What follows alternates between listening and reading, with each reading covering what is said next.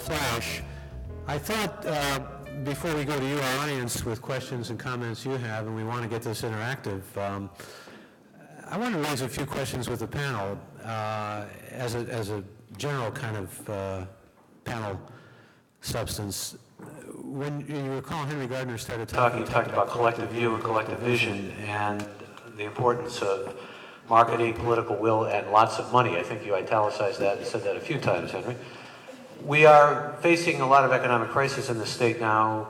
The economy is going south and downhill. Everybody hopes it will come back. A lot of hope attached, as we heard Eamon Kelly say, not only to President-elect Obama, but also to just general ingenuity. But the question I'd like to begin with, and hear what each of you have to say about is, where the onus of moving toward the kind of goals that you've reflected upon here for us, and the visionary quality of that, is on, and what kind of balance between the private sector and the public sector, particularly in terms of things like water, which are moving more toward a kind of, I'll use that word ominous again that was used in many people's minds, privatization of water. When Amy talked about the importance of power to consumers, she's talking about something that's really, I think, basic. And I'd be interested to hear what each of you had to say, and Henry, beginning with you, how much, when I say the onus, I mean the real burden to move forward with smart growth, with progress, with sustainability is on groups, people and institutions, and how much of it really goes back to the Fed and the state government? Well, I guess it's on. I think the onus is on all of us. And I guess the way I would describe this is what is the proportionate onus, but it's actually on all of us. To what extent we say that we elect people to lead. And so we do expect the public sector, through its elected leaders, to, one, frame the issues, say what the challenges are, and then marshal the resources and the public support for it. And that's where I come up with that Madison Street marketing strategy. But the other is also on the business community. And I will tell you that to some extent, over time, the business community kind of checked out of these public policy issues. And one of the reasons is that we as a community kind of ran them out of the public policy issues. The business community used to be well represented on city councils and on county boards of supervisors, on school boards. And then we went through our single issue kind of candidacy and said, well, you know, business people don't represent anybody. They don't need to be on this stuff. They just represent business interests. I think this is an opportunity, though, for us to bring all of the parties back together. And one of the things we've been trying to do through our blueprint planning efforts is to make sure that the business community is, in fact, at the table. The business community is also important because when we talk about money, it's not just the money from the businesses, but businesses, especially the large corporations, they really do have a lot of currency. And we hope that they will use it. And that is to say to us, yes, you know, we need to raise more money. And where we've been successful in a lot of these efforts, actually the business community has led and has said, we're convinced we need more money. We need to spend it wisely. We need to spend it a lot better than we've spent it in the past. But I think that the onus, at the end of the day, is on everybody. I think it's also on the press, because I think the press has a particular responsibility to make sure that the public is well informed. That's one of its basic roles. And we have not always done that as well as I think we could or should. Why don't you just pass the mic down, and then we'll go from in seriatim, and then to Hal. We'll start with another question, then we'll go to you, our audience. But if you would, Arthur, please. Sure. With respect to the role of business and government working together, with respect to water, there's some good success stories of that. I mentioned in my last slide, it said the big earthquake that will come. We were concerned about the reliability of the San Francisco water system. We had worked with San Francisco very closely to get the system rebuilt, and we had some very disappointing days. And as a result, we went to Sacramento, and we got the legislators involved in passing some legislation successfully signed by the governor, which required that San Francisco develop a plan and implement the plan. Now, who were our allies along the way? We had, at that time, the Silicon Valley Leadership Group, and Margaret Bruce was one of our champions with industry. They saw the importance of a reliable water supply to the Bay Area. We had labor, we had the media, and it was a good coalition of forces. With respect to addressing the water efficiency and the water supply needs, I think there are opportunities not yet tapped. And I'll mention one, which is a radical idea, but probably not enough to get me fired. And that is that if we look at what happens during a drought, water is rationed. Typically what you see is that commercial and industrial areas, those are jobs and productivity, they are required to cut back a smaller percentage than residential customers, because residential customers have landscaping and that is discretionary and they can let it go. One of the things that doesn't tend to happen is that there is not a shift toward making industry pay more, because it is receiving a more reliable product line than residential customers. And there may be some opportunity to deal with that even in the presence of AB 218, which requires certain things about costs of water and utilities. But I think there are opportunities there to enlist business, make them perhaps pay more, a scary thing to say, but for the more reliable product they're receiving, and use that money to finance some of the re-landscaping and things that I was talking about before, which won't happen without the money. It's a possibility. Amy, can you take the mic, please? Yeah, a very brief observation that I think, you know, on the micro level, what can people be doing now? You know, it would be so great if there were more of a one-stop place where people could get the information, such as, you know, you're not going to save water by re-landscaping, but you can do such and such. There's message fatigue out there, and I'm just, you know, as far as coordinating, if there was a place where people could go to say, these are the steps we're recommending here in the Bay Area, homeowners, business owners today, and there was sign-on by a large network of public and private entities, that would be great. By the way, before you take the microphone, I heard a rumor today, and it's just a rumor. I don't want to be guilty of rumor mongering that our next Secretary of Energy might be Governor Schwarzenegger. That's just a rumor. I've heard that rumor. Yeah. So if we could go to you next, Al. With that in mind, maybe. Okay, I actually heard several other rumors too, so I don't know if it pays to pay too much attention to rumors. I think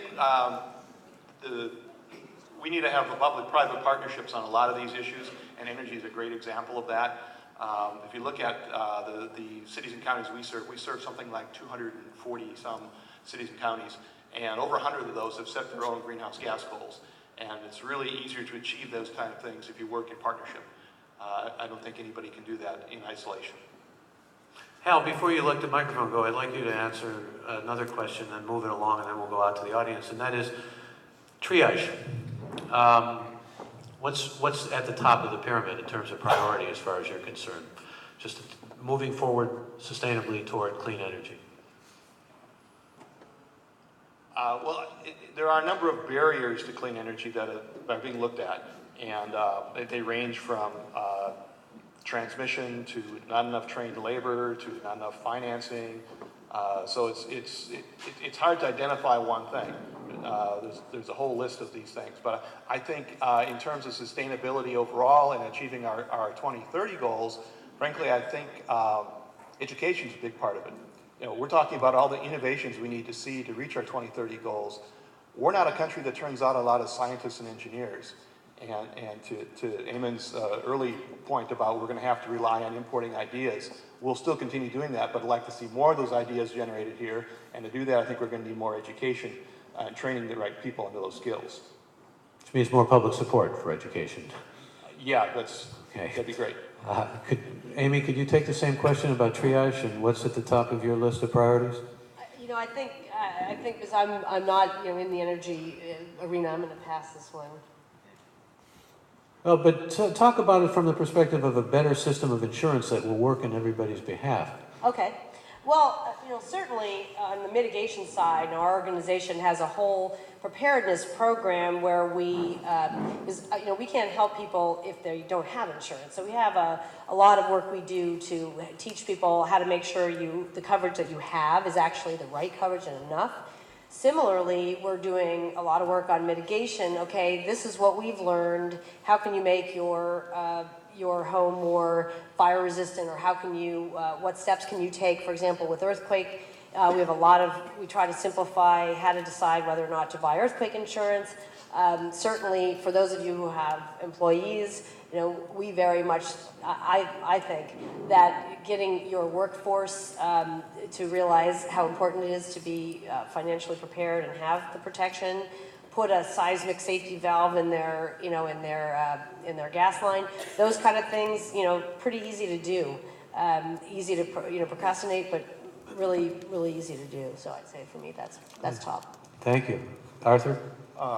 Triage on the water side, I assume. Yes, absolutely. I would say that the first thing that comes to mind, triage being the patient you serve first, would be the environment. It's gotten the short end of the stick for a few hundred years. And so that's victim number one that we have to attend to. And I think where I would go next in terms of meeting our water needs, if you look at this, at the Bay Area, it's a Mediterranean climate. And with respect to our keynote speaker, people tend to landscape like they're from Scotland, okay? It's green. You can almost hear the bagpipes in our neighborhood. So we've got to get over that. We've got to get back to native plants, native to the Bay Area, not Hawaii, and make sensible choices. Thank you. Henry? I guess I would answer the question a little bit differently, but I would say that the first thing on my list would be to park the car. I showed in that slide that it is vehicles that account for 50% of the greenhouse gas emissions. The second, I would say, is to get on the bus. And the third is to walk. Those things are going to do more for the environment and more for our sustainability than anything else we can do. And all of those, quite frankly, are within our control. For those of you who voted for the BART extension to San Jose, have you finally counted all the ballots? It did pass, right? It did pass. You were competing there with the count in Minnesota for the Senate race for a while.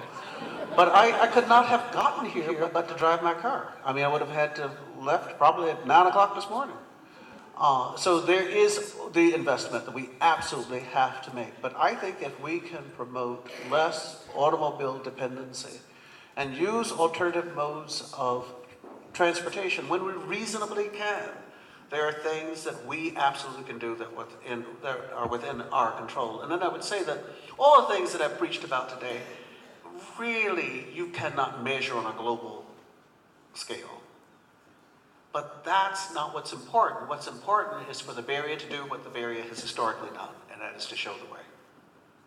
I'd like to show the way to our audience. If you have something you'd like to ask any of the individual panelists or like to bring into the discussion, just give the caveat, no filibustering, please, but we'll come to you and try to find you with the microphones. We start with Liz right up here in the front, then we'll go to the back. Hal, you talked about public-private partnerships, and I'm just curious if PG&E, are you proactive about creating these, for example, or do you wait for them to come to you like Rising Sun or CESC in Berkeley? We've been proactive in creating them on the energy efficiency side, and more recently we've been responding to some of them that are coming up on the overall greenhouse gas side. But I think we have something like 11 partnerships already in place on energy efficiency, public-private partnerships, and I'd say there's several more underway on the greenhouse gas side. And we're meeting with PG&E representatives tomorrow, ABAG that is, regarding the energy efficiency projects and our Energy Watch project, and some other projects that we plan to work on, and that includes all 9 Bay Area counties and all 101 cities. And PG&E is going to continue to be a partner, right? Because that's the money. That's the money. On the water side, we partner with PG&E on our washing machine rebate programs. So we smooth out the administration, lower the cost of that program by working with them. Let's go to the back here. Can we Fay? Thanks. Yeah. Good afternoon. My name is Bob Hines. I'm with the Silicon Valley Leadership Group, and I agree that there's so many areas we need to focus, and I want to get your input. Clean technology is critically important to the future to reduce greenhouse gas emissions, but we have so many opportunities to go green and improve our efficiencies through existing technologies. You talk about partnerships. The leadership group is very proud of our partnership with PG&E, which we use PG&E rebates to provide free energy audits and drive energy efficiency among high-tech customers. But there's a marketing issue here. A lot of our customers don't realize, and we need to figure out a better way of putting this marketing message out there, that energy efficiency, going green in your IT and your energy management, saves critical dollars. You can actually reduce your energy budget. We've had companies who literally, facilities guys, would not respond to the phone calls until we had the CEO tell them they were going to adopt energy efficiency strategies. And after we showed it to them, they did it and saved a tremendous amount of money. The challenge we face is marketing that. And I think it'll be an easier time in this economic downturn when they can save money. But the challenge is also in the renewable side, is companies are unwilling to do investments that take more than 12 months to pay back. So how do we, as a community, get them to look at the 5-year, 7-year payback period for deploying solar, which has a great future?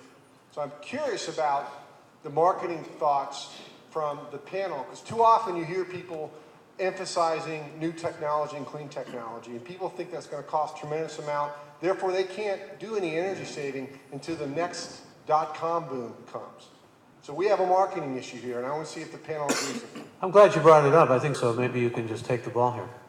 Well, I think that marketing is important. It's part, I used that because I thought it would get people's attention. It is information and education. And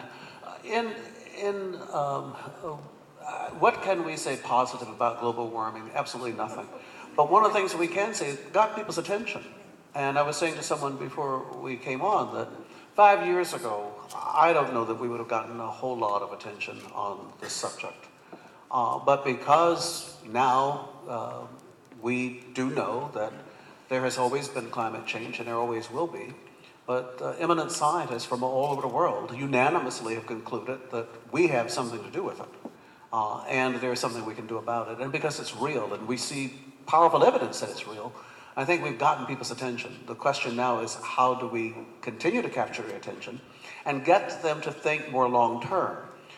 Berkeley first, somebody made reference to that project, where Berkeley has arranged for financing for individual property owners, residential property owners as well as small businesses, to allow them to go forward with their solar installations. That payback time is over a fairly long period of time. But the first time out, they were oversubscribed. And I think we'll see that across the region, that there are a lot of people who are willing to make that investment. And if I could just quickly tell you, one of the reasons that they've been successful is that they've arranged this financing. It becomes an assessment on the property. So if you don't stay in the property for the entire period, the next owner continues to pay that assessment because they're enjoying the benefit. And that marketing and making that available to people and aware of it, you'll have more people using it. And the same is true for cities and for commercial properties, not just solar installation, but other energy efficiency measures, which PG&E has worked with ABAG to implement. Walnut Creek saved $40-some thousand. They're going to save it every single year just by changing the lighting in their public facilities. Just think about something you were mentioning 5 years ago, Henry. It struck me that the kind of ingenuity that Eamon Kelly was talking about in his keynote speech also applies to marketing. You think about Inconvenient Truth and Al Gore and all that did to launch the dissemination of information that was vital about global warming. Did you want to add something, Arthur, here in marketing? Yes, just taking off from that, the water world doesn't yet have an Al Gore. And I'm not going to pin my hopes on Sarah Palin. So Can I just tell you, I had Calvin Trillin. I'm sure there are many Calvin Trillin fans here today on the air this morning, and he had written a song for Sarah Palin called "From Barbra Streisand's On a Clear Day." So it's on a clear day you can see Vladivostok. I just thought that was great. One thing I would say, though, in response to the comment from Mark, and that is that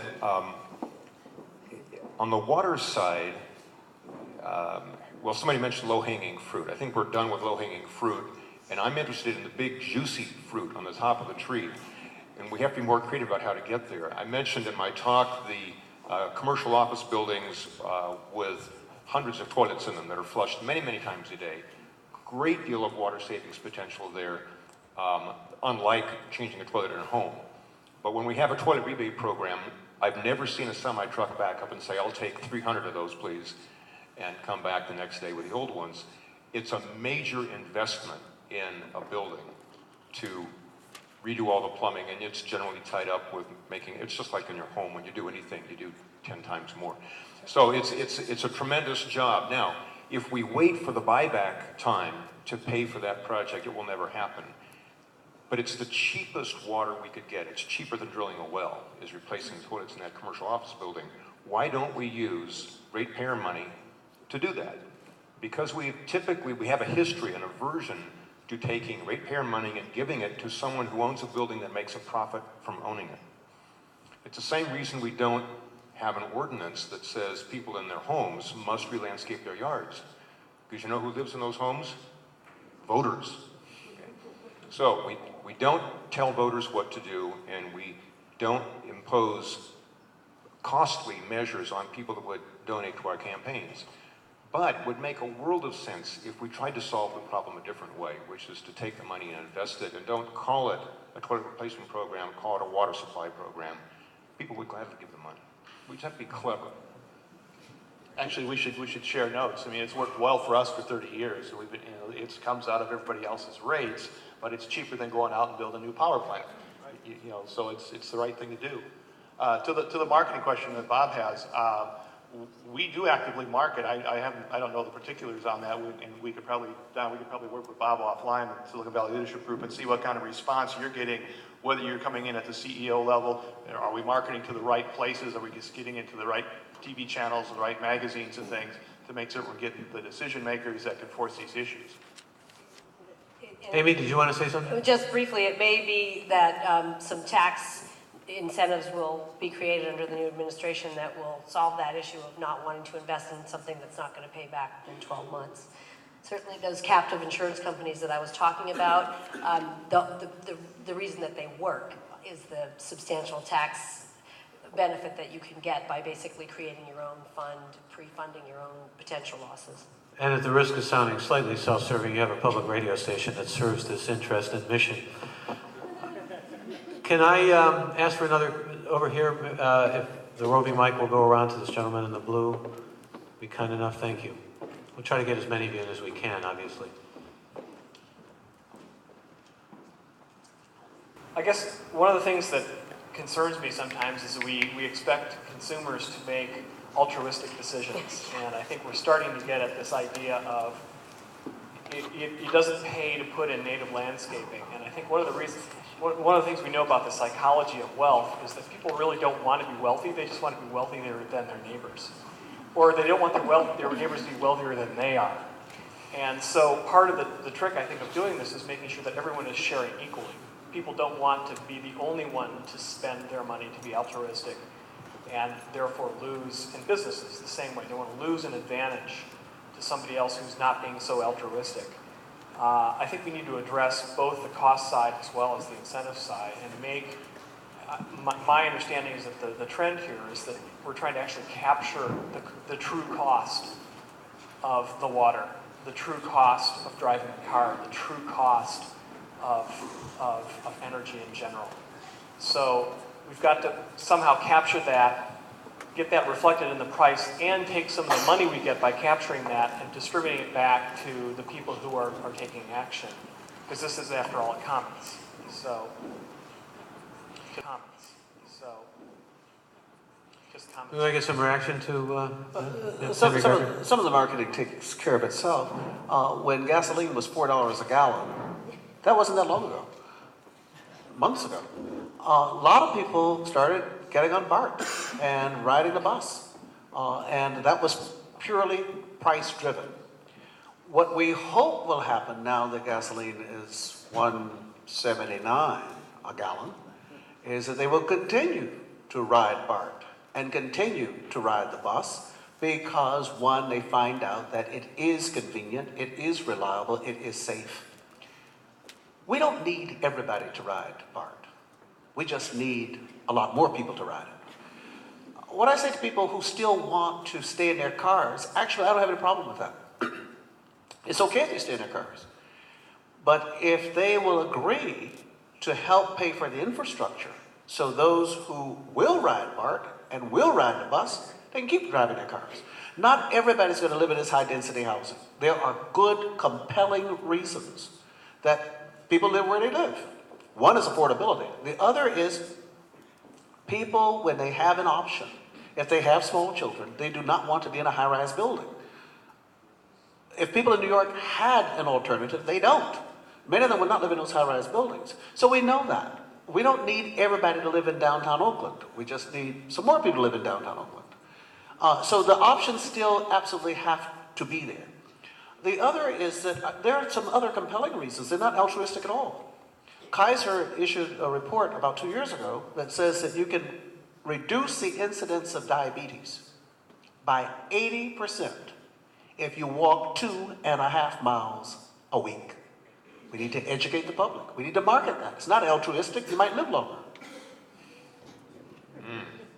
I don't have a statistic like that for water. Yeah, drink lots of water. Cut back on the scotch. I think that that is an issue. The altruism, breaking that barrier, is an issue we're trying to deal with. And maybe one of the things that needs to change is my attitude. I was saying that unlike the price of gas, when the price of gas changed, it's true, people got out of their cars and got onto BART and got onto rail systems and so on. And one of the reasons was they still had to go to work because they had to eat. With water, you have a different choice, and it's one I mentioned before. You just turn off the irrigation system. Who needs it, okay? What do you end up with is weeds. Well, as it turns out, weeds are native plants. So, like a friend of mine says that a weed is just a flower out of place, and so in that sense, everything. So maybe I need to change my attitude that weeds are okay, and people parking their cars in their front yards is just an expression of individualism. I can't top that. Of course, it just occurred to me, though, one of the problems we found when people were using BART to a much greater extent, because we did a program on this, was BART couldn't accommodate. I mean, I'm glad Henry mentioned the latest proposition on that, because the fact of the matter is, unless you build infrastructure and unless you move forward with infrastructure vis-a-vis sustainability, you're not necessarily going to be able to accommodate on so many different levels the kinds of future that we're talking about here. Amy, did you want to add anything? Well, there are socioeconomic, considerations and all this, anyone who's done the analysis of should I buy a Prius, it's expensive to be green, that kind of concept, that it's a luxury to be green. I think a lot of this in the marketing is in helping people understand the true costs of things, but it's a challenge, I think that's all I want to add. Well said. We'll go over here. I think it's a good custom. Somebody started to tell us who you are and maybe where you're from. Well, I was going to anyway. My name's Brock Winstead. I work for State Senator Joe Smitty, and I was going to say that just so you know where this question was coming from. All of your agencies, organizations have your own sort of interface with Sacramento, but I was wondering if, for all of us, you could share from your perspective, let's say 3 things that the legislature should or should not do, policy-wise, over the next few years. I won't really just... Could you add can do also? Well, I will say that we'll take as a given that the budget is a shambles. Well, thank you for taking that one off the list. The sort of policy areas that are in play here, those sorts of things. 3 things should or should not do. One of the things that it should do, actually it has already done in my opinion, and it showed political leadership, considerable leadership on the part of Darrell Steinberg. And that was his successful shepherding Senate Bill 375 through the process. Getting the building industry, the environmentalists, labor, the cities and the counties, the transportation agencies, all to sign on that legislation was nothing short of Herculean. And he showed enormous patience with that process. So I think that was a very good beginning. One of the policy issues, I think, because I'm involved in it with respect to this regional housing needs allocation process, which ABAG is mandated to carry out and everybody hates, really needs to be funded. And from a policy perspective, a lot of things that we talk about, if we're serious about this, keep coming back to money. The state needs to either figure out a way that it can increase the funding for some of these things through fees or taxes or whatever, or it gives the local communities the authority to do that. And there has not been a lot of willingness, quite frankly, to do that. And then thirdly, I think that one of the things that, from a policy point of view, that we can do is to have the state take a serious look at all of its regulations and requirements for both government and for the private sector. Just revising and eliminating a lot of that stuff. We can move this agenda forward a lot faster. And that doesn't really cost them anything. The governor started that process. It's 6 volumes, and absolutely nothing has come from it. One idea, and first of all, recognize Senator Smitty as a co-author of our legislation. We appreciate his support on that. In the area of water, the governor recently told the legislature to bring me a piece of legislation that would reduce water use by 20% by the year 2020 throughout California. The Department of Water Resources, headed by Lester Snow, is also now working on a plan to reduce water use by 20% by 2020. And he also works for the governor. And one of the great concerns that Lester Snow and many of us have is that we're going to end up with 2 parallel and separate and conflicting plans for how to reduce water use 20% by 2020. I think it'd be great if the governor, with the support of the legislature, would ensure there was one consistent plan for us to follow. On the pay-as-you-drive concept that I mentioned earlier came up last session, and now it's kind of going through a regulatory process, but one of the concerns that consumer advocates have expressed, not my organization, but colleagues of mine, is that, well, it's not fair if somebody has to drive to work and you're going to impose this, they can't help it, they have to drive to work.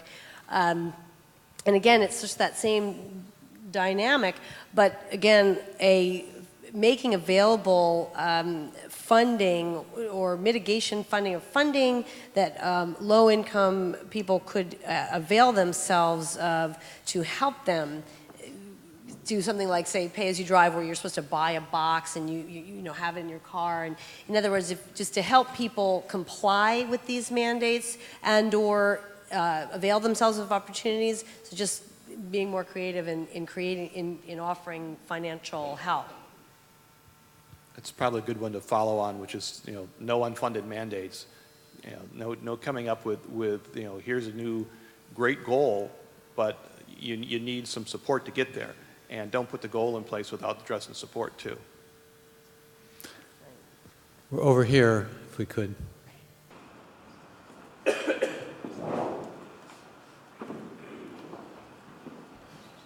Thank you. Chris Page from Yahoo. The pay at the pump example is a great one. This is an idea that's been kicking around for about 10 years or so. Mr. Jensen, I heard from an architect friend of mine the other day that waterless urinals, even in California, have been opposed in general by the plumbing industry because of fear of lost revenue due to the pipes they would have to set up. I don't know if that's true or not, but I'm just wondering, besides legislative mechanisms, what are your best tools at your disposal for pulling in stakeholders who are, for legitimate reasons or maybe less justified reasons, are really vehemently opposed to changing business as usual? So before you get to the legislative angle, what are some tools you try to use? Yeah, excellent question. Somebody once said, be close to your friends and closer to your enemies. Getting close, yeah. Get close to them, learn from them, and learn how to communicate with them. One of the things that I have learned painfully and continue to learn every day, and I'll probably get some feedback from this visit, which will teach me some more, is that just because we are literate, we know how to read and write, does not mean we can communicate. So if you cannot communicate, find someone who can and have them help you. That was probably the thing that made our organization successful, was that we found we got a twofer, someone that was a good communicator and a strategist. So with that, I think reaching out to the groups that are alien to us and getting closer is one of our responsibilities. Thank you. We'll try to get a question in the back now if we can, or a comment. Yes. Hi, Margaret Bruce with Sustainable Silicon Valley and the Climate Group. And Mike, I want to preface this a little bit with the whole reason for this gathering was to envision what the Bay Area would look like in the future. And there are perils that we face, but there are also great opportunities. When I think about the future and the possibility for us to be underwater, both metaphorically and literally, or underwatered, and I look at the upcoming adoption of the AB 32 scoping plan that is going to look seriously at a cap and trade and a carbon fee framework, that is going to result in some kind of a framework that is going to have a lot of money on the table. How would each of you, given this hypothetical future of great promise and being above water, how would that money that's on the table potentially be used to bring that positive vision to actuality and avoid some of the more negative consequences, both of the financial machinations that are possible, as well as some of the social disruptions or other kinds of economic not so positive scenarios? Henry, let me ask Hal to begin that, because That there could be billions and billions of dollars. The problem is too many people look on that as a pot of gold and finding ways to spend it. You also have to look at the effect it's going to have on the people that are going to be paying those bills. And you absolutely need to get a value on carbon. It's just, what do you do with that? And I wouldn't pre-spend it on everything. You know, consider the fact that you might have to give some of that back to some of the people that can't afford energy, because the rates have now gone way up.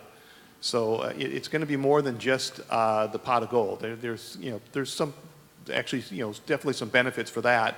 But I'd be afraid that if everybody in Sacramento started staking out their claim to that pot, what they did with it. Amy, some thoughts from you? Just pass it down here. I am very much an advocate of very simple, pragmatic things, and I think the free audits kind of concept, but then going the next step to really giving people a plan that they can execute is really the way to go. And Arthur? Give it to me. Good. I don't have a good answer for that, Margaret. Henry. There will never be enough money. There will never be enough money. I mentioned Jerry Brown before we leave, talking about the future and particularly infrastructure. We have to mention Edmund G. Pat Brown, who almost single-handedly built the state of California. And we have used that up and used it up and used it up. We have not paid our fair share, and it shows. The infrastructure needs in this state are huge. When we passed the bond measure now 2 years ago, I said that $39 billion is not a lot of money, but it's a lot more than we had the day before we had the election. But that is a small down payment. The infrastructure needs are enormous. When we did the state's bidding by allocating the housing needs across the region, and were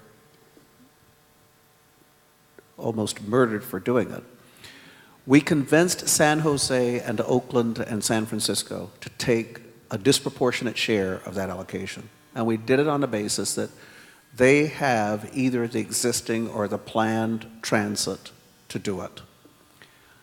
Oakland and San Francisco went berserk. Oakland finally said, we'll entertain this, but only if we get money. And it was not for streets and roads. It was not for sidewalks. It was not for parks. It was for sewers. The sewers are over 120 years old. They simply cannot absorb tens of thousands of new housing units unless there is a major investment in the sewer system. That is also true in San Francisco. There will not be in our lifetime enough money to meet all these needs from any source. There's an optimistic note to, whoa, but I understand. And Arthur, you want to add? Yeah, I had a question. I wanted to ask Mr. Kelly which of the three worlds he thought we were headed toward based upon this panel discussion. It starts with an M. Well, I've declared myself a kind of an unapologetic optimist. What I would say is that everything that we've heard this afternoon indicates that people are thinking the right way and taking the right measures for my first scenario, which, although it was called Market World, was a scenario in which multiple stakeholders, governance, the public-private partnerships, everything that's been mentioned, actually work and are effective.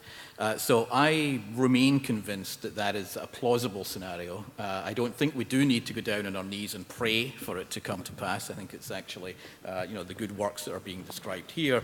But I think if I may be just a little provocative and controversial, I would say, for this scenario to pass, two things have to happen.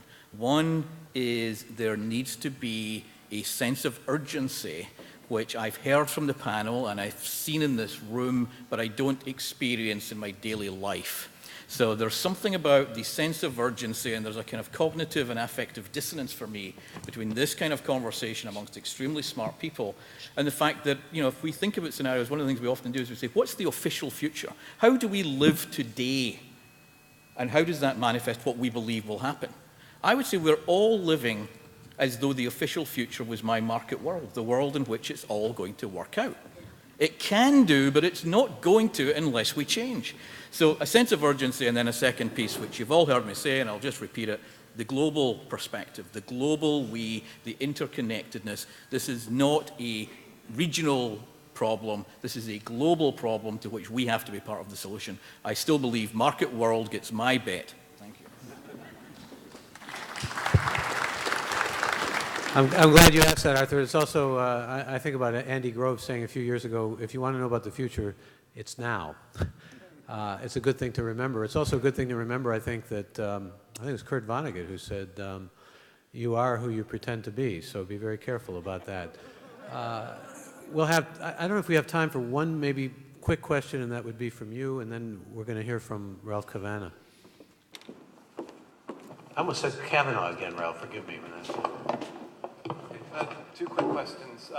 Hal, your slides of the wind turbines showed conventional horizontal axis wind turbines. I just wonder if PG&E is working with local jurisdictions to ensure that wildlife's protected. We're right in the middle of the Pacific Flyway.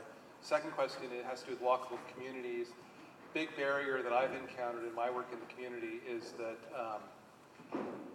people, decision makers and government leaders don't think that it can work because we can't get the services into the communities at that smaller scale. They won't succeed. Yeah, we have contracts with probably 100 different wind farms. And the ones in Contra Costa and Alameda counties are the ones that are working with the Audubon Society and the local county planning agencies and trying to determine what they need to do to get away from that issue. The newer wind turbines that are coming in are, so far it's presumed that there won't be a problem. They turn at slower speeds and the blades are not the same issue. But I don't know if there's enough history of those, but that's the presumption, and a lot of the repowerings of the old ones are going to go on that presumption and put some of the newer ones in. But we've been active with them. I don't believe it's going to be possible to create walkable communities in every community because of the way we've already developed. And that's one of the reasons that the emphasis is on infill and higher densities, because that's how basically you create them. Again, I would say that we identify those areas where we think we can make that happen and make the investments so that it does happen, and recognize, because of the way we've already developed, it will be some time before you can make some of these areas really walkable. We've not built the sidewalks, we've put all of the shopping, you have no choice but to drive. You don't have the economy of scale or the density concentration so that you can make these viable walking communities, meaning that you can get to shops, you can get a haircut, you can go to a beauty salon, you can go to dry cleaners, et cetera, et cetera, et cetera. Do what we can, where we can, when we can, and we will be largely successful.